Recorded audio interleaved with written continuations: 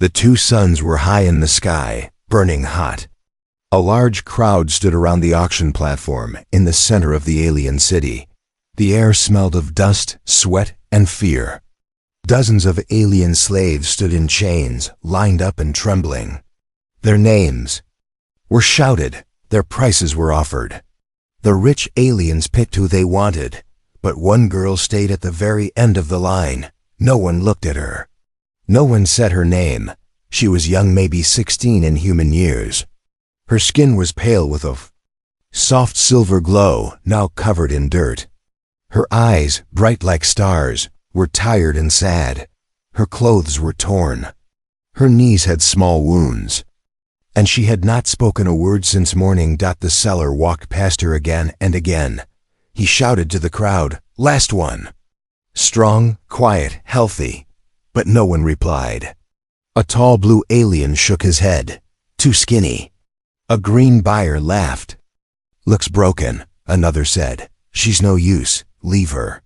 The seller sighed. "Nobody wants the silver-eyed one," he muttered.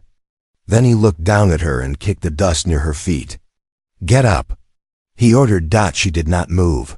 He pulled her arm roughly, making her stand. Her legs shook, but she stayed quiet. Her eyes did not fight. They only watched the ground.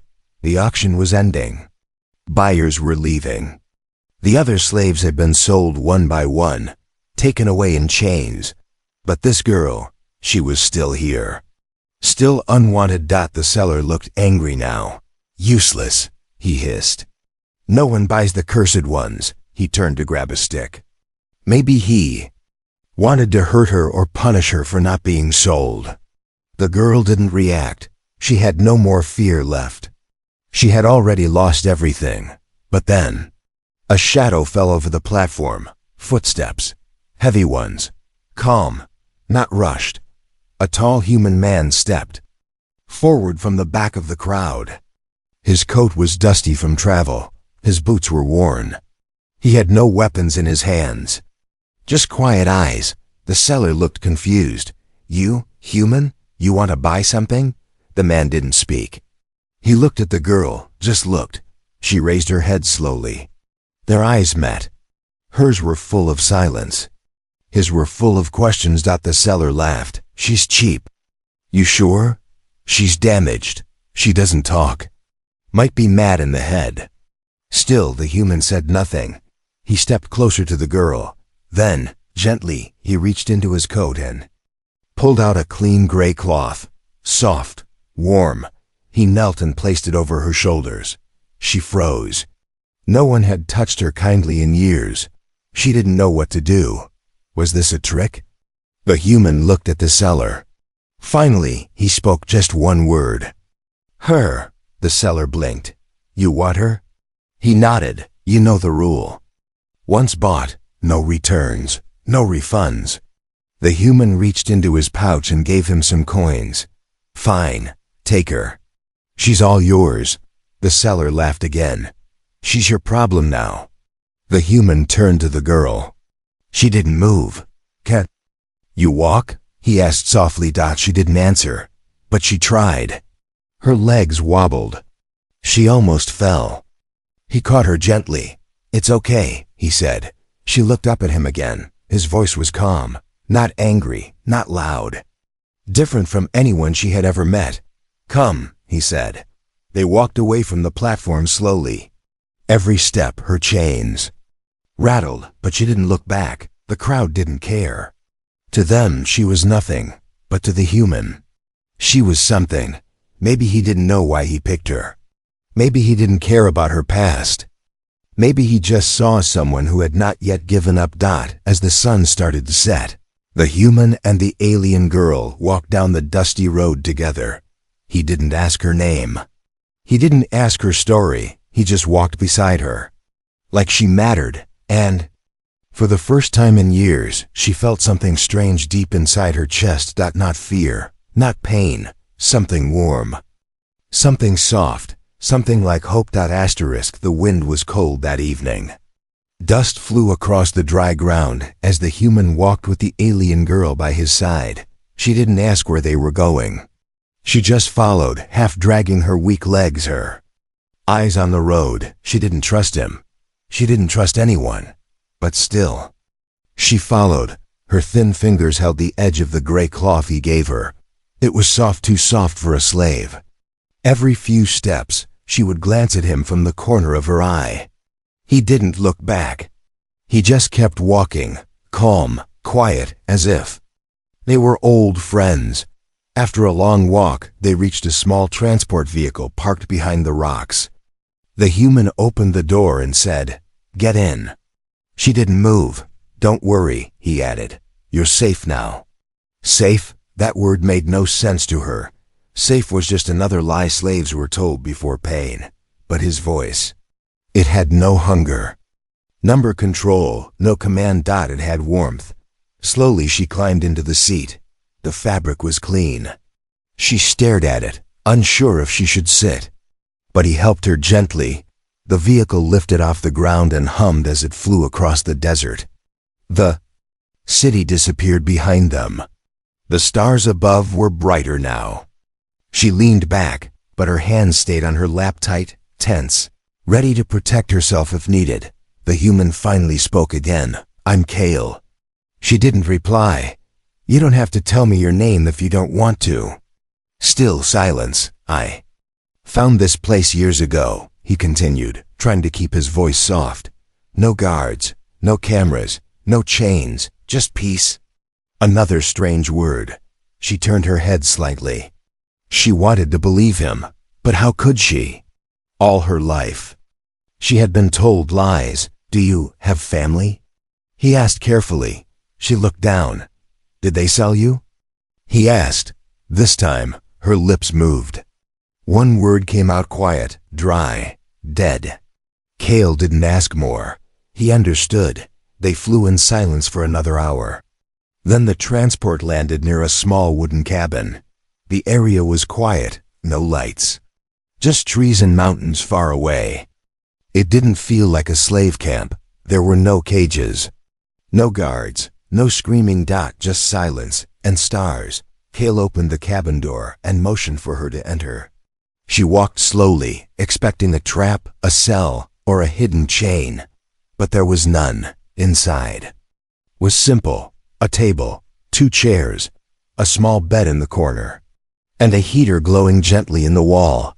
He stepped back and said, "This place is yours now." She turned sharply. "Mine?" He nodded. "Yes." "I don't understand," she whispered. "You're free here," Kale said. "No one will touch you. No one will own you." She blinked. "Why?" she asked. That word hit the air like a falling stone. Kale paused. He sat down slowly on the chair, looking at her without force. "Because I saw something in your eyes back at the auction." "What did you see?" she whispered. "Survival," he said. "And something else. Something I haven't seen in a long time." "What?" "Hope, just a little." She didn't believe him. Not yet. But something in his voice made her knees weak. He stood up again and pointed to the bed. "Sleep there tonight. No chains. No orders, just rest." He left a small tray of food, fresh, not old scraps, and water. Then he walked to the door. "Where will you sleep?" she asked suddenly. He smiled. "Outside." "I'll take the bench." Her eyes widened. "Why?" "So you feel safe," he said. She watched him. His face showed no lies, no hunger, no threats. When the door closed, she walked to the bed and sat down slowly. The blankets smelled clean. The food tasted warm. Her stomach hurt a little. It wasn't used to real food, but it was good pain. That night, she didn't sleep in a corner. That night, she laid on the bed. She stared at the ceiling, then at the stars through the window. And for the first time in her life, she whispered her own name to herself. Just once, just to feel like a person again. The night passed slowly. She didn't sleep much. Her body was wrapped in warmth, but her mind was full of fear. She stared at the door. She waited for the moment it would burst open. For the footsteps. For the pain. That was always how it happened. Someone was kind. Then came the hurt. Always. But morning came. Quietly, birds chirped outside. The heater still hummed. The door didn't open. No one entered. She sat up, breathing hard. Her heart was racing. Was this real? She stood carefully, ready to run, ready to fight. But there was no one. Then she noticed something on the table, a piece of fruit and bread, and a clean cup of water. Beside it, something even more surprising, a folded shirt. Not slave cloth. A soft, warm shirt in deep blue. There was a small note beside it. 2 simple words, "If you want." Her hands shook as she touched the fabric. She changed slowly. The shirt was too big, but it didn't matter. It smelled like forest wind, like safety. Still unsure, she opened the door carefully, ready to jump back, ready for chains. But all she saw was Cale sitting on a wooden bench outside, staring at the morning sky. He had a small tool in his hand, fixing a broken radio. She stepped out. Her bare feet touched the cold dirt. Her silver eyes never left him. He didn't turn around, didn't call her. He just said softly, "Good morning." Her lips parted, but no words came out. Cale stood up. "Hungry?" She nodded once. He led her to a fire pit where something was cooking. He served her first. No tests, no tricks, no orders. Just quiet care.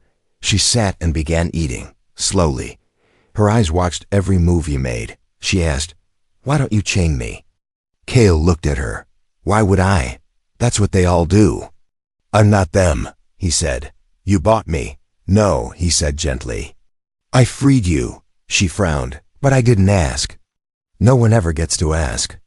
That's the problem." She looked at him. He wasn't smiling to impress her. He wasn't pretending. His words felt heavy, real. "Don't you want something from me?" She asked carefully. Cale picked up a stick and moved the firewood.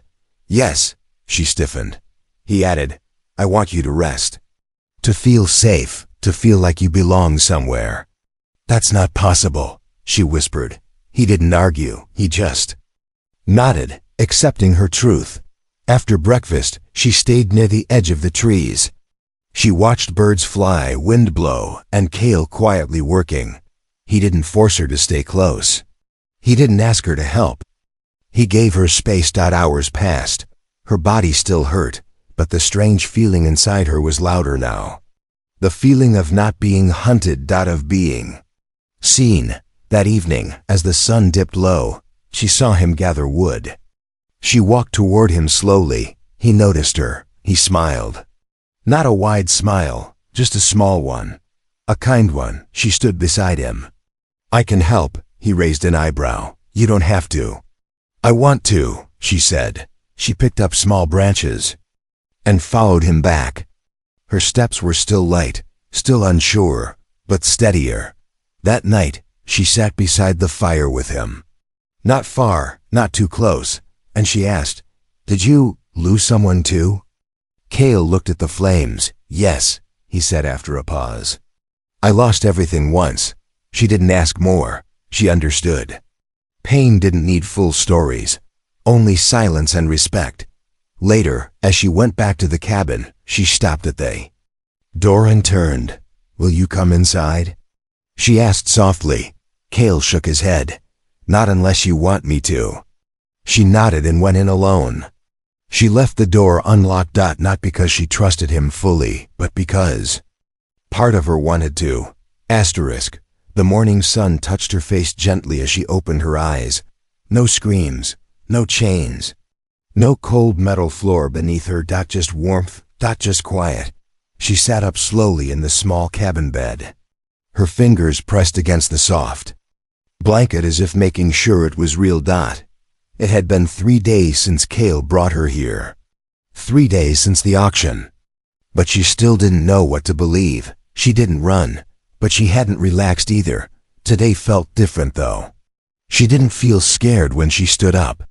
Her hands didn't shake when she opened the door. Cale was out by the fire again, heating water.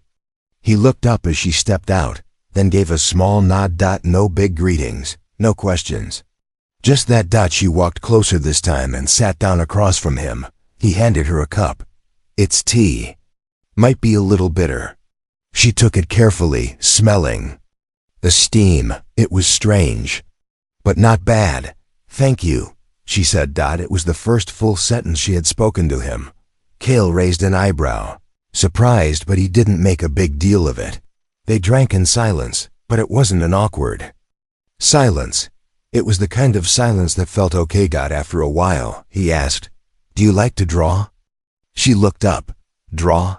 He reached into his bag and pulled out a small notebook and a stick of black charcoal. "I saw you tracing lines in the dirt with your finger yesterday. Thought you might like this better." She blinked. No one had ever noticed her like that, not for something so small, so harmless. She took the notebook carefully, then looked at him. "Why do you keep giving me things?" she asked. He smiled, not a full smile, just a soft one. "Because you deserve things." She stared at him. That word, deserve. It felt like a gift all by itself. She opened the notebook and drew her first line. It was shaky, but it was hers. Later that day, Cale was working on fixing an old solar panel behind the cabin. She stood a few feet away, watching him silently. "Something on your mind?" he asked without looking back. "Why are you here in this place?" she asked. Cale tightened a bolt and wiped his hands. "I used to be a soldier. Fought in a war I didn't believe in." She didn't expect that answer. "I lost people, friends, innocents. I couldn't keep following orders after that." He continued, "What did you do?" She whispered, "I left, disappeared, found this place. It's not much, but it's honest." She looked at the trees, the wind, the open sky.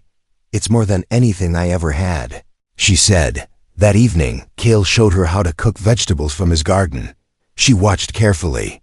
Her hands trembled at first, but he didn't rush her. Didn't laugh when she made mistakes. When she dropped a piece, he simply said, "Try again."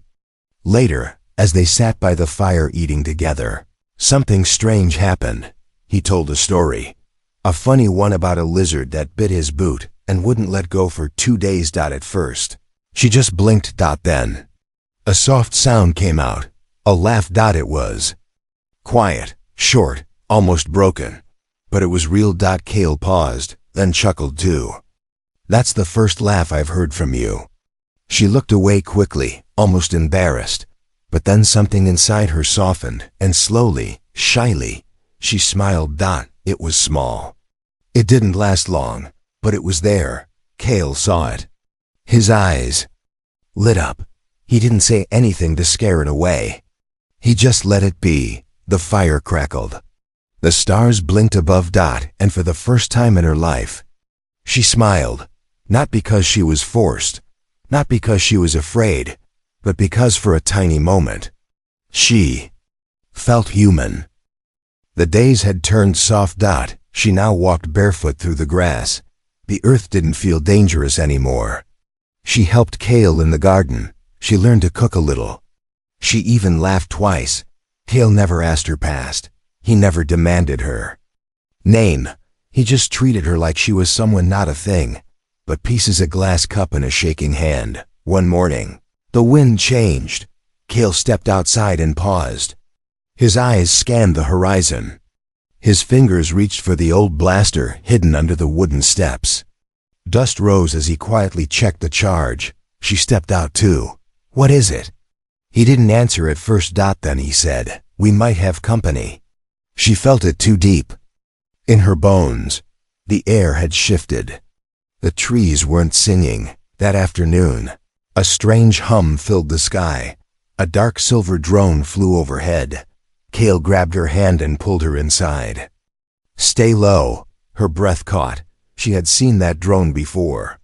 It belonged to the scavenger guild, the same ones who had sold her, the same ones who hunted escaped slaves, the same ones who didn't forgive.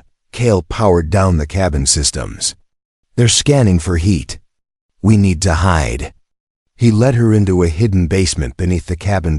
It smelled of old wood and dust. The lights were dim. Kale handed her a bottle of water and closed the trapdoor above them. Silence. Except for the drone hum. Then the sound of boots.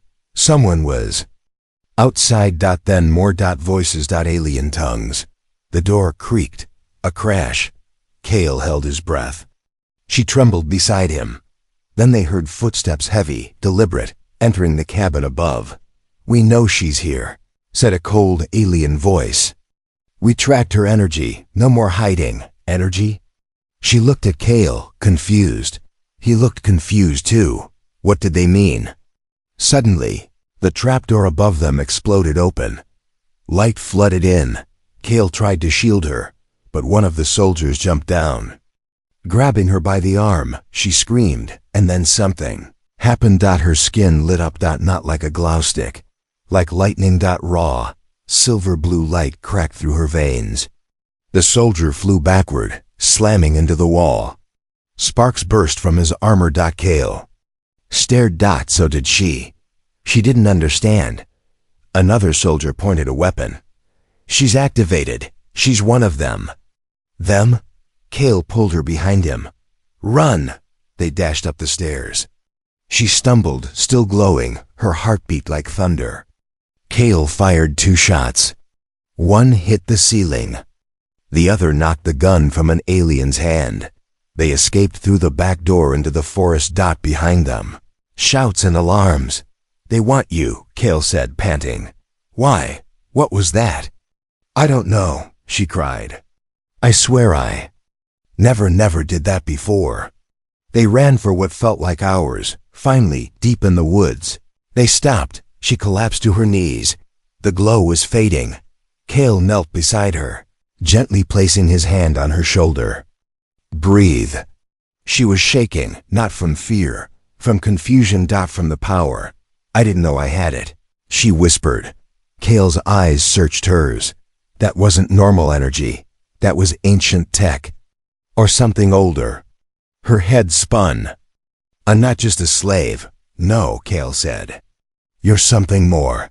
She looked up at the stars peeking through the trees.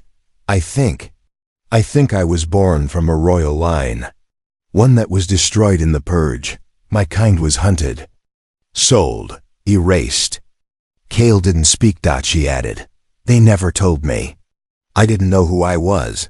Until now." Kale nodded. "Well, they do now." She looked at him. "Will you leave me?" "No," he said without hesitation.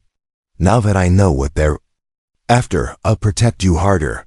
But they'll come again. Then we'll run smarter, fight better, live louder." She blinked. No one had ever said "we" before. She wasn't alone. Not anymore. And inside her chest, the power still buzzed. Waiting. Asterisk. The night air was cold and full of fear. They had escaped the soldiers, but only for now. Kale moved quietly through the forest, guiding her with careful steps. His coat was torn, his blaster half charged. He checked every sound, every shadow. He knew the scavenger guild wouldn't give up. She walked beside him, barefoot, glowing faintly. Her strange power had faded, but it still lived in her blood like a memory waiting to return. They didn't speak much. Words would slow them down. They reached a cave hidden behind thick vines. Kale checked the area twice before letting her inside. He lit a small fire, just enough for warmth, not enough for smoke. She sat near the flames, holding her knees. Her silver eyes stared deep into the fire, but her thoughts were far away. Kale handed her water. "Drink." She took it, but her hands trembled. "I hurt him," she whispered. "He was going to hurt you first." Kale replied softly. "I didn't mean to. It just happened." Kale sat down beside her. "You didn't ask for this power, did you?" She shook her head. "Then don't blame yourself." She turned to him, eyes filled with confusion. "But if I'm dangerous, what if I lose control?" Kale looked her straight in the eye.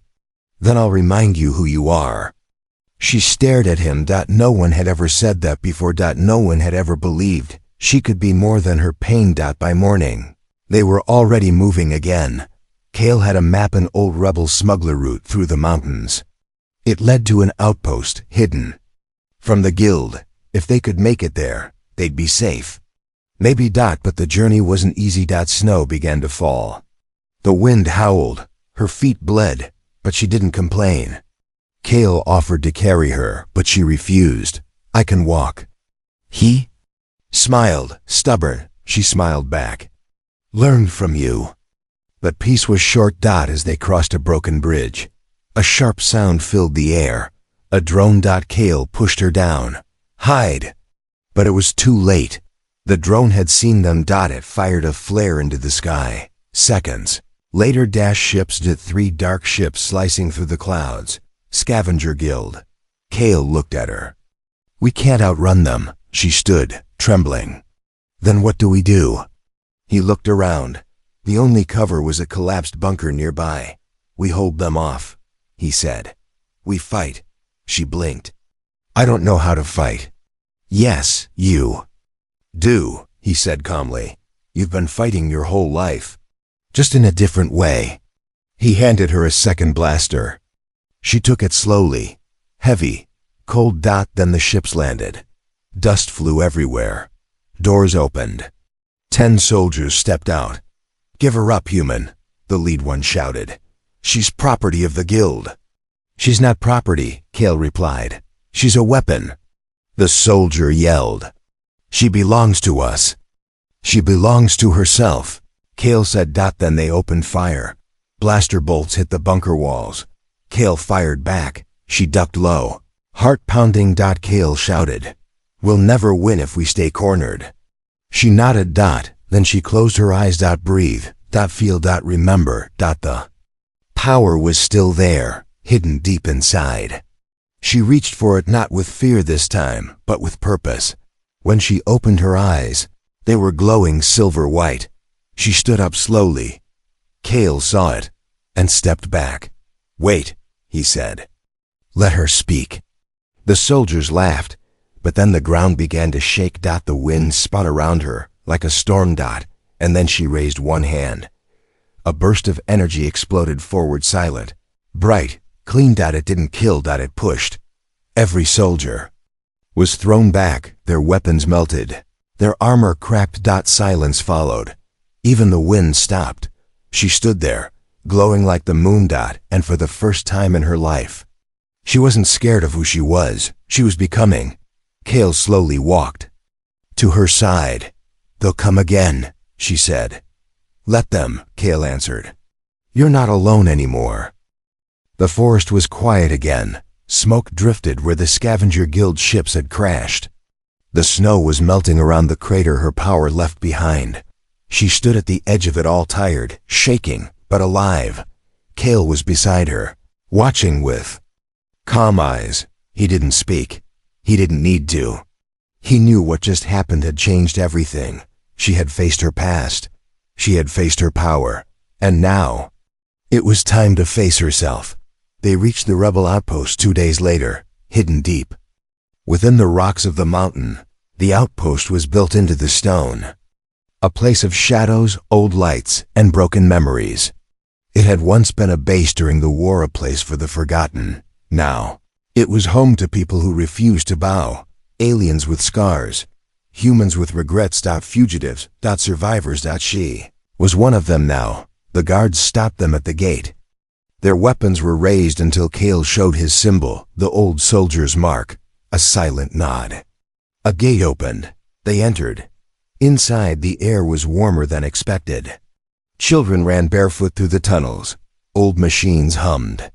Laughter and music echoed through the halls, but everyone paused when they saw her. Her silver eyes, her glowing veins. Her quiet strength. She's the one, someone whispered. The guild was hunting her. She destroyed a whole unit, said another. With light, she's one of the royals. She looked down, ashamed of the attention. Kale placed a gentle hand on her back. Walk proud. You didn't choose your blood, but you're choosing your path. The council met that evening. 5 elders, All species. All tired of war. She stood in front of them, her hands by her side. Kale stayed behind her, silent, supportive. One of the elders, a tall woman with blue crystal skin, spoke first. What is your name, child? She hesitated, a long silence. Then she whispered, I don't have one. The room grew still. The elder frowned. You must have had something. I was always called girl or thing. Sometimes it. I was sold before I could speak my own name. Kale stepped forward. She deserved to choose one now. The elders agreed. The crystal-skinned woman leaned forward. Then choose, child. Not just a name, but a beginning. She looked at Kale. He nodded. Gently. She turned back to the council. Her voice was still soft, but steady. Lyra. The word floated in the air. Why that name? Asked the elder. She looked up, her eyes glowing faintly. I read it once. In Kale's notebook. It was the name of a star and a song. It felt like freedom. The elder smiled. Then let it be known, from this day forward, you are Lyra, a survivor. A protector. A flame that could not be put out. That night, the outpost held a small gathering. Old music played. Simple food was shared. Some danced. Lyra sat quietly by the fire, watching. Kale sat beside her, sipping warm tea. Is this real? She asked. Yes, Kale said. This is real. I don't know how to live like this. You'll learn. I might still be dangerous, she whispered. He smiled. So is every star before it learns to shine. She blinked back tears. Then whispered, Thank you. Kale looked at her. For what? For seeing me. He didn't reply. He just gave her the first full smile she had ever seen. Not one of pity. Not one of fear. Just pride. And in that moment, Lyra understood. She was not a slave, not a weapon, not a lost girl. She was a soul. A light. A name that could never be erased.